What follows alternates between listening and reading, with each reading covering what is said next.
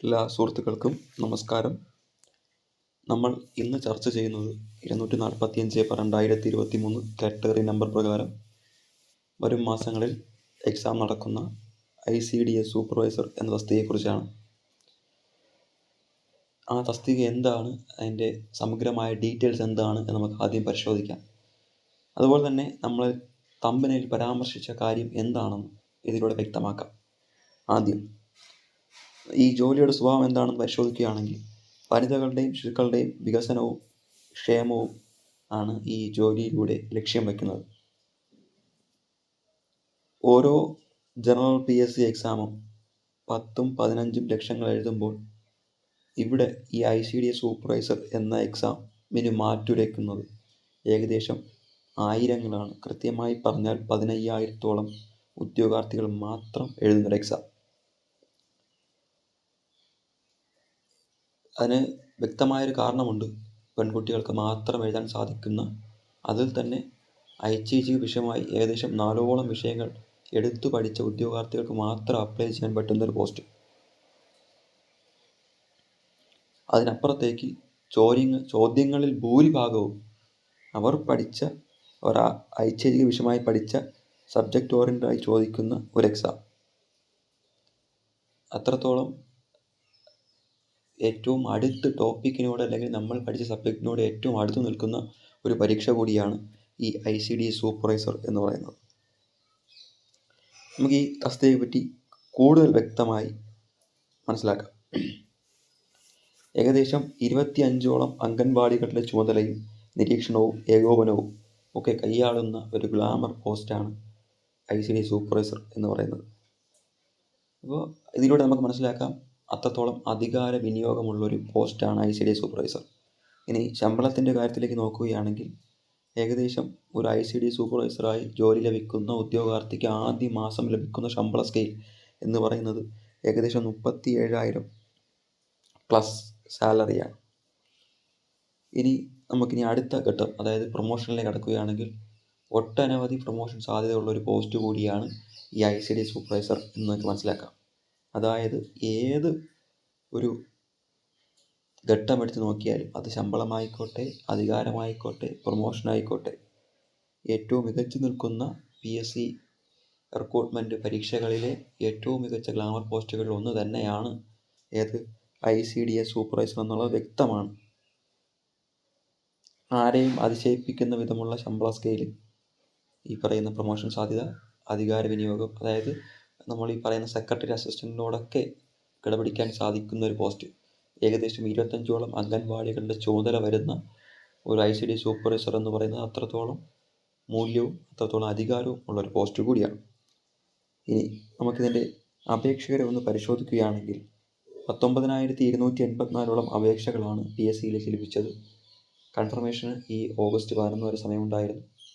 കൺഫർമേഷന് ശേഷം പ്രസിദ്ധീകരിച്ച കലണ്ടറിൽ പ്രകാരം ഇതിൽ കൺഫർമേഷൻ കൊടുത്ത ഉദ്യോഗാർത്ഥികളുടെ എണ്ണം, അല്ലെങ്കിൽ അവസാന പരീക്ഷയിലേക്ക് യോഗ്യത നേടിയ ഉദ്യോഗാർത്ഥികളുടെ എണ്ണം എന്ന് പറയുന്നത് 15,369 പേരാണ്. നിങ്ങൾ മനസ്സിലാക്കുക, ആൾറെഡി 20,000 താഴെയാണ് അപേക്ഷകർ. അതിൽ നിന്ന് വീണ്ടും 4,000-ഓളം ഉദ്യോഗാർത്ഥികൾ കുറയുന്നൊരു സാഹചര്യമാണ് കൺഫർമേഷന് ശേഷവും നമുക്ക് കാണാൻ സാധിക്കുന്നത്. നിലവിലെ എക്സാം എഴുതാൻ യോഗ്യത നേടിയ ഉദ്യോഗാർത്ഥികളുടെ എണ്ണം 15,369. ഫൈനൽ എക്സാമിന് ശേഷം ഈ എണ്ണത്തിൽ വീണ്ടും കാര്യമായ കുറവ് സംഭവിക്കും എന്നുള്ളത് മുൻകാല പരീക്ഷകൾ നോക്കുമ്പോൾ നമുക്ക് മനസ്സിലാവുന്ന ഒരു സാഹചര്യം കൂടിയാണ്. ഇനി എക്സാം നടക്കുന്നത് ഒക്ടോബർ മാസം 22-ാം തീയതിയാണ്. നിങ്ങൾക്കെല്ലാം അറിയാം. ഒക്ടോബർ മാസം 8-ാം തീയതി മുതൽ നമുക്ക് അതിൻ്റെ ഹാൾ ടിക്കറ്റ് ഡൗൺലോഡ് ചെയ്യാവുന്നതാണ്. ഇനി കേരളത്തിലാകമാനം എത്ര ICDS പോസ്റ്റുകളുണ്ട് എന്നുള്ളതാണ്. കേരളത്തിലാകമാനം 1,327ഓളം ICDS പോസ്റ്റുകളാണ് നിലവിലുള്ളത്. നിങ്ങൾ ആദ്യം മനസ്സിലാക്കാനുള്ളത്, കേരളത്തിൽ അങ്ങോളം 1,327 പോസ്റ്റാണ് നിലവിലുള്ളത്. അതിൽ തന്നെ 33,115ഓളം അംഗൻവാടികളുടെ ചുമതലയാണ് ഇവർക്കുള്ളത്. 33,115ഓളം അംഗൻവാടികളുടെ ചുമതലയും ഇവർക്കുണ്ട് എന്നുള്ളതും നിങ്ങൾ മനസ്സിലാക്കുക. ഇനി ഈ 1,327 പോസ്റ്റിലേക്ക് നടക്കുന്ന നിയമന സ്ട്രക്ചർ എന്ന് പറയുന്നത്, അല്ലെങ്കിൽ നിയമനത്തിൻ്റെ റേഷ്യോ എന്ന് പറയുന്നത് നിങ്ങൾക്ക് സ്ക്രീനിൽ കാണാൻ സാധിക്കുന്നത് പോലെ തന്നെ 58% PSC യിലേക്ക് ഡയറക്റ്റ് റിക്രൂട്ട്മെൻറ്റ് പ്രകാരം നടക്കുന്നത്. ബാക്കിയുള്ള 29% എന്ന് പറയുന്നത് SLC പാസ്സായ അംഗൻവാടി വർക്കേഴ്സിന് വേണ്ടിയുള്ളതാണ്. അതുപോലെ തന്നെ ബാക്കിയുള്ള 11% ഡിഗ്രി പാസ്സായ അംഗൻവാടി വർക്കേഴ്സിനുള്ളതാണ്. അതുപോലെ തന്നെ ബാക്കിയുള്ള 2% ഡിപ്പാർട്ട്മെൻറ്റിലെ ഫീഡർ കാറ്റഗറിക്ക് വേണ്ടിയുള്ളതാണ്. അങ്ങനെ ഏകദേശം 1327 പോസ്റ്റിൽ ഈ ഒരു ക്രൈറ്റീരിയയാണ് പാലിച്ചു വരുന്നത്. 58:29:11:2. ഇതിൽ ഡയറക്റ്റ് റിക്രൂട്ട്മെൻറ്റിന് വേണ്ടി മാറ്റി വച്ചിരിക്കുന്ന ശതമാനം എന്ന് പറയുന്നത് ഏകദേശം 58% ഡയറക്റ്റ് റിക്രൂട്ട്മെൻറ്റ് മാറ്റി വച്ചിരിക്കുന്നത്. ഏകദേശം 800 പോസ്റ്റുകളാണ് ഡയറക്റ്റ് റിക്രൂട്ട്മെൻറ്റിന് വേണ്ടി മാറ്റി വച്ചിരിക്കുന്നത്. ഇനി നമുക്ക് കഴിഞ്ഞ തവണത്തെ എക്സാമിനെ ഒന്ന് പരിചയപ്പെടാം.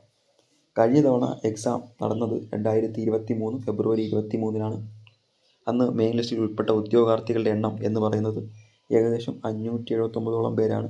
നിങ്ങൾ മനസ്സിലാക്കാനുള്ളത്, ആ റാങ്ക് ലിസ്റ്റിൻ്റെ തൊട്ട് മുന്നത്തെ റാങ്ക് ലിസ്റ്റിൽ നിന്നും നിയമനം നടന്ന ഉദ്യോഗാർത്ഥികളുടെ എണ്ണം അല്ലെങ്കിൽ നിയമനം ലഭിച്ച ആകെ ഉദ്യോഗാർത്ഥികളുടെ എണ്ണം എന്ന് പറയുന്നത് 600-ന് മുകളിലായിരുന്നു.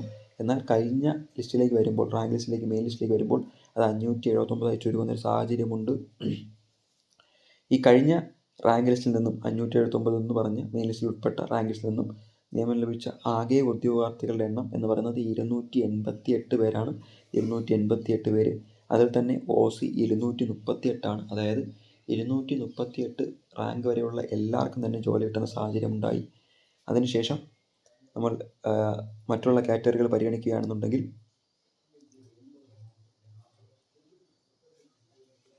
ഈഴവ വിത്തിൻ OC-യാണ്. OC-ക്കകത്തു നിന്നാണ് ഈഴവ പോയിട്ടുള്ളത്. SC 340 ST സപ്ലിമെൻ്ററി 23-ാം റാങ്കിലേക്ക് ഇറങ്ങുന്ന സാഹചര്യം. അത്രത്തോളം സപ്ലിമെൻ്ററി റാങ്ക് ലിസ്റ്റിലേക്ക് ഇറങ്ങിപ്പോയൊരു കാറ്റഗറി വേറെ ഇല്ല ഈ ഐശ്വര്യ സൂപ്പർസ് പരിഗണിക്കുകയാണെങ്കിൽ. ഇപ്പം ST സപ്ലിമെൻ്ററി 25-ലേക്ക് പോയി. മുസ്ലിം വിത്തിൻ OC-യാണ്. ലാറ്റിൻ കത്തോലിക് സപ്ലിമെൻ്ററി 1-ആണ്. അതുപോലെ OBC 298, വിശ്വകർമ്മ 425 എന്നിങ്ങനെയാണ് വിവിധ കാറ്റഗറികളുടെ നമ്മുടെ അഡ്വൈസ് ചാർട്ട് പരിഗണിക്കുമ്പോഴുള്ള റാങ്ക് നില.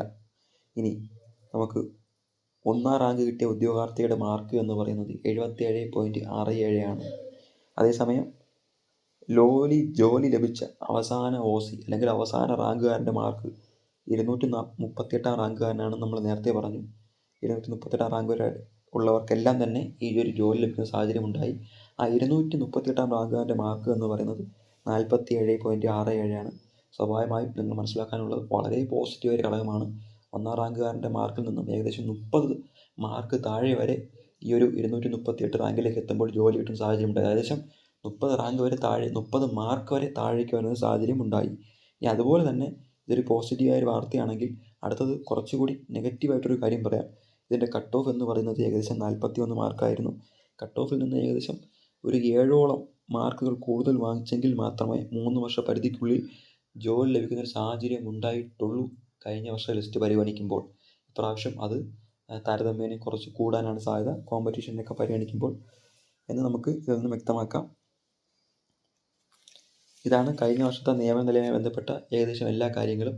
അതായത് 1-ാം റാങ്കുകാരൻ്റെ മാർക്കിൽ നിന്ന് ഏകദേശം 30 മാർക്ക് താഴേക്ക് വന്നു. ഏറ്റവും അവസാനം കിട്ടിയ ഉദ്യോഗാർത്ഥിയുടെ മാർക്കിലേക്കും റാങ്കിലേക്കും. അതുപോലെ തന്നെ ഈ പറഞ്ഞ അവസാന ജോലി കിട്ടിയ ഉദ്യോഗാർത്ഥിക്ക് കട്ട് ഓഫിൽ നിന്ന് ഏകദേശം 7+ മാർക്കിൻ്റെ കൂടുതലും ഉണ്ടായിരുന്നുള്ളതും പരിഗണിക്കുക. അപ്പോൾ അതിനനുസരിച്ച് വേണം നിങ്ങളുടെ പഠനം ക്രമീകരിക്കാനും മാർക്കുകൾ കണ്ടെത്താനും മാർക്ക് സോർട്ട് ഔട്ട് ചെയ്ത് മുന്നോട്ട് പോകാനും. ഇനി നമുക്ക് സിലബസിലേക്ക് വരുമ്പോൾ, സിലബസിലാണ് PSC നമ്മളെ ഒരു വട്ടം ചുറ്റിക്കുന്നൊരു സാഹചര്യം ഉണ്ടായത്. കാര്യം പഴയ സിലബസിൽ നിന്നും കുറച്ച് ഭാഗങ്ങൾ വെട്ടിച്ചുരുക്കുകയും കുറച്ച് ഭാഗങ്ങൾ കൂട്ടിച്ചേർക്കുകയും ചെയ്യുന്നൊരു പരിഷ്കരിച്ച സിലബസാണ് PSC ഇതിലേക്ക് പുറത്തിറക്കുന്ന സാഹചര്യം ഉണ്ടായത്. നിലവിൽ 4 ടോപ്പിക്കുകളായി തിരിച്ച് 25 മാർക്ക് വീതം 100 മാർക്കിനാണ് ഈ ഒരു എക്സാം കണ്ടക്ട് ചെയ്യപ്പെടുന്നത്. നിങ്ങൾക്കറിയാം, psychology 25, home science 25, social work 25, sociology 25. നമ്മൾ ആകെ ഈ സിലബസ് നോക്കുകയാണെങ്കിൽ കുറച്ചുകൂടി ടോപ്പിക്കുകളെ ആഴത്തിൽ പരിഷ്കരിച്ച് ഈ ഒരു നമ്മളെ ഈ ടോപ്പിക്കിന് കീഴിൽ വരുന്ന മോഡ്യൂളുകളെ കൃത്യമായും ഒരു പഠനം നടത്തി അതിന് കൃത്യമായും മാർക്ക് ഡിസ്ട്രിബ്യൂഷൻ നടത്തി ഓരോന്നിനും ഇത്ര മാർക്ക് വീതം എന്ന് തരംതിരിച്ച് 100 മാർക്കിലേക്ക് എത്തുന്ന, അതായത് സിലബസിന് കൂടുതൽ പ്രാധാന്യം കൊടുക്കുന്ന ഒരു സിലബസാണ് PSC പരിഷ്കരിച്ച് പുറത്തിറക്കിയിട്ടുള്ളത്. ഓരോ ടോപ്പിക്കിന് കീഴിൽ വരുന്ന ഓരോ മോഡ്യൂളിനും ഇത്ര മാർക്ക് ഡിസ്ട്രിബ്യൂഷൻ, അതായത് അതൊരു പോസിറ്റീവുമാണ് നെഗറ്റീവുമാണ്. അതായത് ഈ ഒരു ടോപ്പിക്ക് ഇപ്പം 6 മാർക്കാണെങ്കിൽ നമ്മൾ അതിന് കൂടുതൽ പ്രാമുഖ്യം കൊടുക്കേണ്ടി വരുന്നു. താരതമ്യേന കുറവാണ് മാർക്കിൻ്റെ റേഞ്ചെങ്കിൽ നമ്മൾ കുറച്ചധികം പ്രാമുഖ്യം കുറയ്ക്കേണ്ട സാഹചര്യം. അത്രത്തോളം സിലബസിനെ ഡീറ്റെയിൽ ആയി വിശദീകരിക്കുന്ന ഒരു സിലബസാണ് PSC പുതുതായി പരിഷ്കരിച്ച് പുറത്തിറക്കിയത് എന്നുള്ളതും ഇതിലൂടെ നമുക്ക് മനസ്സിലാക്കാം. ഈ സിലബസിനെ കുറച്ച് എന്താണ് പഴയ സിലബസിൽ നിന്നും പുതുതായി ഇതിലേക്ക് വന്നത് എന്ന് ചോദിക്കുമ്പോൾ വളരെ ലഘുവായി പറഞ്ഞാൽ ഡ്രഗ് അഡിഷൻ എന്ന് പറയുന്ന ഒരു പുതിയ സാധനം കയറി വന്നിട്ടുണ്ട്. അതുപോലെ തന്നെ problems of transgenders, psychology, pathology, alcoholism, അതുപോലെ തന്നെ ഈ ICDS സൂപ്പർവൈസർമാരുടെ പ്രീ സ്കൂളിലെ ചുമതലകളെപ്പറ്റി, ഇങ്ങനെയുള്ള കുറച്ച് ടോപ്പിക്കുകൾ പുതുതായി ഈ ഒരു സിലബസിലേക്ക് കടന്നു വരുന്നൊരു സാഹചര്യം ഉണ്ടായി. അതുപോലെ തന്നെ അനാട്ടമി, മൈക്രോബയോളജി പോലുള്ള ടോപ്പിക്കുകൾ PSC എടുത്തു മാറ്റുന്നൊരു സാഹചര്യവും ഇതിൽ നമുക്ക് കാണാവുന്നതാണ്. അതായത് സമകാലീന സംഭവവികാസങ്ങളുടെ പശ്ചാത്തലത്തിൽ ലെജിസ്ലേഷൻ പോലുള്ള ടോപ്പിക്കിന് കൂടുതൽ പ്രാധാന്യം കൊടുത്തുകൊണ്ടുള്ള ഒരു സിലബസ് കൂടിയാണ് PSC പുതുതായി പരിഷ്കരിച്ച് പുറത്തിറക്കിയിട്ടുള്ളത് എന്നും നമുക്കിതിലൂടെ മനസ്സിലാക്കാൻ സാധിക്കും. അങ്ങനെ വെട്ടിക്കുറച്ചും കൂട്ടിച്ചേർത്തും സമകാലീന വിഷയങ്ങൾക്ക് കൂടുതൽ പ്രാധാന്യം കൊടുത്തും തയ്യാറാക്കിയ ഒരു സിലബസ്. ഇനി അവശേഷിക്കുന്നത് വെറും 50 ദിവസങ്ങൾ. ഈ 50 ദിവസങ്ങൾക്കുള്ളിൽ ഇത്രയും സമഗ്രമായ ഒരു സിലബസിനെ, ഇത്രയും പുതുതായി പരിഷ്കരിച്ചൊരു സിലബസിനെ എങ്ങനെ ക്രാക്ക് ചെയ്യാൻ സാധിക്കും എന്നുള്ളതാണ് ഇനിയുള്ള ചോദ്യം. 1ാം റാങ്കല്ല നിങ്ങളുടെ ലക്ഷ്യം എന്നുണ്ടെങ്കിൽ, ICD സൂപ്പർവൈസറെ ഒരു ജോലിയാണ് നിങ്ങളുടെ ലക്ഷ്യമെങ്കിൽ, നിങ്ങൾക്ക് ഉറപ്പായും ഞങ്ങളോടൊപ്പം കൂടാം. ഇതിനൊരു ഒറ്റമൂലി ഞങ്ങളുടെ പക്കലുണ്ട്. ഇനി എന്താണ് ആ ഒറ്റമൂലി? ഓരോ മോഡ്യൂളിലെയും ഏകദേശം 5ഓളം റഫറൻസ് കേന്ദ്രങ്ങളുടെ സഹായത്താൽ, അതുപോലെ തന്നെ ഗവൺമെൻറ് വെബ്സൈറ്റുകളുടെ സഹായത്താൽ തയ്യാറാക്കിയ സമഗ്രവും സമ്പൂർണവും പരിഷ്കരിച്ചതുമായ ഒരു റാങ്ക് ഫയൽ ഞങ്ങൾ തയ്യാറാക്കിയിട്ടുണ്ട്. ഏകദേശം 700ഓളം പേജുകളിലായി വേണ്ടത് മാത്രം ഉൾപ്പെടുത്തി സമഗ്രവും സമ്പൂർണമായ ഈ റാങ്ക് ഫയൽ നിങ്ങൾക്ക് കേവലം 50 ദിവസം കൊണ്ട് തീർക്കാൻ സാധിക്കും എന്നുള്ളത് ഉറപ്പാണ്. അതായത് ഏകദേശം ഒരു ദിവസം ഒരു 14 പേപ്പർ വെച്ച് പഠിച്ചാൽ പോലും നിങ്ങൾക്ക് ഏകദേശം 50 ദിവസം കൊണ്ട്, ഇനി വരുന്ന 50 ദിവസം കൊണ്ട് ഈ ഒരു സിലബസ്, പരിഷ്കരിച്ച സിലബസ് പൂർണ്ണമായി തീർക്കാൻ സാധിക്കുന്നതാണ്. ഏകദേശം നിങ്ങൾ മനസ്സിലാക്കാനുള്ളത്, PSC എഡിഡോസിൻ്റെ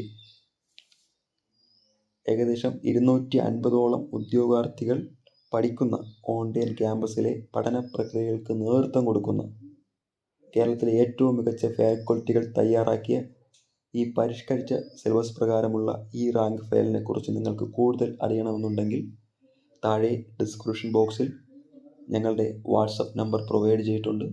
ആ വാട്സപ്പ് നമ്പറിലേക്ക് നിങ്ങൾ മെസ്സേജ് ചെയ്യുകയാണെങ്കിൽ ഈ റാങ്ക് ഫയലുമായി ബന്ധപ്പെട്ട കൂടുതൽ വിവരങ്ങൾ നിങ്ങൾക്കറിയാൻ സാധിക്കും.